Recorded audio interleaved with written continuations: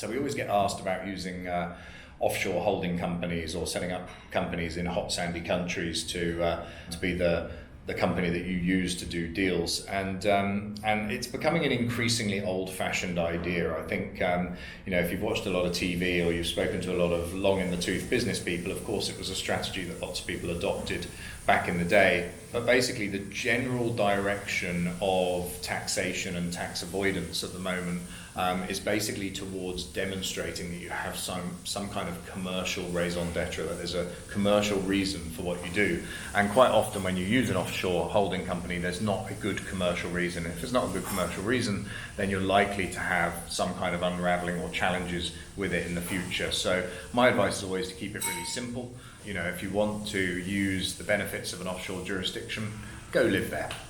The country that you live in is always going to be the predominant taxation centre for what you're doing.